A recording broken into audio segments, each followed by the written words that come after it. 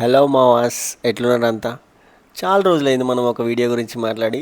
Late అయిపోయింది. ఎందుకైంది, దేనికైంది అని అంటే దాని గురించి మొత్తం తర్వాత మాట్లాడుకుందాం. ఇప్పుడైతే మనం ఓజీ గురించి మాట్లాడుకుందాం.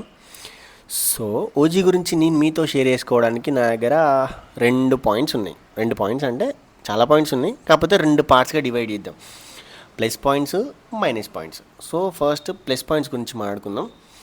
ఈ ప్లస్ పాయింట్స్ ఏంటంటే, ఫస్ట్ అయితే ఓజీ అంటే ఒక ఓజస్ గంభీరానో లేకపోతే ఒరిజినల్ గ్యాంగ్స్టరో కాకుండా నా పరంగా original movie.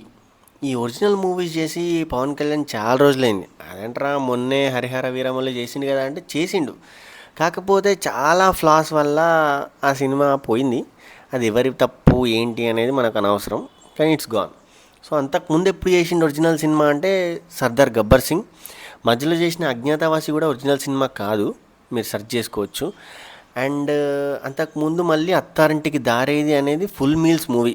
Perfect Pawan Kalyan movie అంటే అత్తారింటికి దారేది. తర్వాత ఆ, అన్నీ రీమేక్సే, మోస్ట్లీ రీమేక్సే.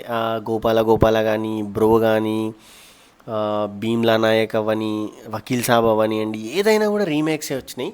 సో ఒరిజినల్ మూవీకి చేయక చాలా రోజులు అవుతుంది. అది కూడా ఓజీతోని ఒరిజినల్ అంటే ఇట్స్ ఎ గ్రేట్ సైన్. మళ్ళీ డైరెక్టర్ ఎవరు?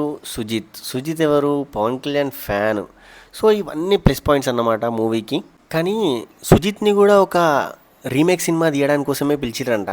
కాకపోతే సుజిత్ నా దగ్గర ఒక ఒరిజినల్ స్టోరీ ఉందని చెప్పడం, ఆ స్టోరీ విని ఓకే చేయడం, ఇదంతా కలిసి వచ్చిందన్నమాట ఓజీ సినిమాకి.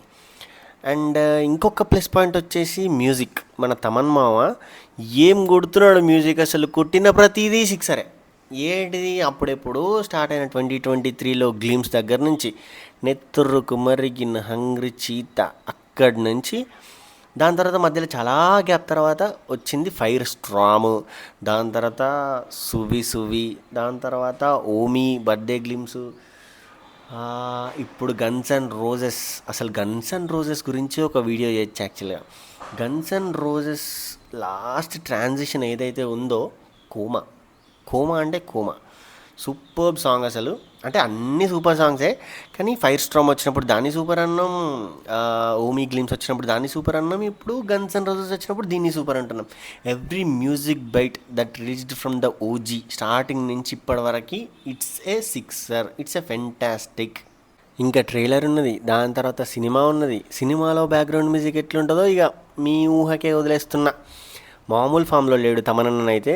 అప్పుడెప్పుడో వచ్చిన అఖండ నుంచి వెళ్ళి డాకు మహారాజు, దాని తర్వాత మొన్న రాజాసాబ్ గ్లిమ్స్ కానీ, ఇప్పుడు ఓజీలో వచ్చిన ప్రతి సాంగ్ కానీ సూపర్ హిట్ అంటే సూపర్ హిట్ కదా. సో బ్యాక్గ్రౌండ్ మ్యూజిక్ కూడా ఇంతే బాగుంటుందని చెప్పి ఎక్స్పెక్ట్ చేద్దాం. ఇంకేమున్నాయి plus points? Obviously production house అప్పుడెప్పుడో స్టార్ట్ అయిన తర్వాత ఓజీ సినిమాకి ఎన్నో బ్రేక్స్ పడ్డా కూడా వాళ్ళు స్ట్రాంగ్ ఉండి, దాని తర్వాత మంచి ప్రొడక్షన్ వాల్యూస్తోని ఇంత మంచి మూవీ ఇస్తున్న డివివి ఎంటర్టైన్మెంట్స్కి thank you so much. And దాని తర్వాత మైనస్ పాయింట్స్ గురించి మాట్లాడుకుంటే నా దగ్గర పెద్ద పెద్ద మైనస్ పాయింట్స్ ఏం లేవు. ఒకటే ఒక్క పెద్ద మైనస్ పాయింట్ ఏంటంటే హైప్. ఇప్పుడున్న హైప్ మామూలు హైప్ లేదు. అందరు నార్మల్గా ఉంటుంటే మన టెడ్డీ మా వచ్చి తాపకొకసారి ఒక పాట రిలీజ్ చేసి ఇదిగో హైప్ ఎక్కించుకో అని చెప్పి ఇచ్చిపోతున్నాడు. పెద్ద పెద్ద ప్రమోషన్స్ ఏం చేయట్లేదు. వాళ్ళు వచ్చి చెప్పడం, వీళ్ళు వచ్చి చెప్పడం ఏం లేదు. ఓన్లీ ఈ సగం టీఎఫ్ఐ, ఆల్మోస్ట్ మొత్తం టీఎఫ్ఐ అనుకోండి, వచ్చిన ప్రతి ఒక్కరు ఓజీ గురించి మాట్లాడడమే అదే ప్రమోషన్ అయిపోతుంది. కానీ మూవీ టీం మాత్రం ఏం పెద్దగా ప్రమోషన్స్ చేయట్లేదు. It's okay, it's a good sign యాక్చువల్గా. ఎందుకు చేయట్లేదంటే ఆల్రెడీ ఉన్న హైప్ సరిపోద్దమ్మా, ఇప్పుడు మళ్ళీ వాళ్ళు వచ్చి ఇంకా చెప్పారు అనుకో, ఇంకా గాల్లోనే లేస్తుంది అది. ఈ ట్రైలర్ లాంచ్ అంటున్నారు సెప్టెంబర్ 21కి. అప్పుడు మరి ఏమన్నా ఫంక్షన్ చేస్తారా లేకపోతే డైరెక్ట్ ట్రైలర్ లాంచ్ చేస్తారా తెలీదు. అసలు ట్రైలర్ కూడా అవసరం లేదు ఈ సినిమాకి నన్ను అడిగితే. ఉన్న హైప్కి ప్రతి ఒక్కరు కంపల్సరీ సినిమా పోతాడు. అంటే సినిమా లవర్స్ ఫస్ట్ డే పోతారు, దాని తర్వాత బాగుంటుంది అందరు పోతారు. దాని తర్వాత ఇంకా మైనస్ పాయింట్స్ అయితే అంతే. నాకైతే ఒక హైపే రాసుకున్నాను నేను కూడా ఇక్కడ. హైపే ఆ కూలీకి అంత హైప్ పెట్టుకొని పోతే ఏమైంది, బొక్క. అట్నే రీసెంట్గా కొన్ని సినిమాలు ఉన్నాయి, ఆ కింగ్డమ్ కానీ, కొంతమంది వార్ 2 కూడా హైప్ పెట్టుకున్నారు ఏందో మరి. సో ఇట్లా హైపులు పెట్టుకొని డిసప్పాయింట్ అవ్వడం కన్నా నార్మల్ హైప్తో మూవీకి పోయి ఎలా ఉన్నా కూడా యాక్సెప్ట్ చేయడం బెటర్ అని నేనంట. కాకపోతే తమన్మా ఉండనిచ్చేలాగా లేడు. మ్యూజిక్ మాత్రం బీభత్సంగా హైప్ లేపుతుంది సినిమాని. మిగతా వాళ్ళంతా సైలెంట్గా ఉన్నారు యాజ్ ఆఫ్ నౌ. కానీ పొరపాటున కానీ ఆ రోజు ప్రీమియర్స్ పడి హిట్ టాక్ మాత్రం బయటికి వస్తే కలెక్షన్ల సునామే ఓజీకి. చూద్దాం మనం కూడా సినిమా మ్యాక్సిమం ప్రీమియర్సే పోవడానికి ట్రై చేద్దాం. మరీ 1000-1500 ఇట్లా ఉన్నదనుకో ఒక 3 గంటలు ఆగి మార్నింగ్ 4 AM షోకి పోదాం. కంపల్సరీ ఓజీ రివ్యూ పెడతా.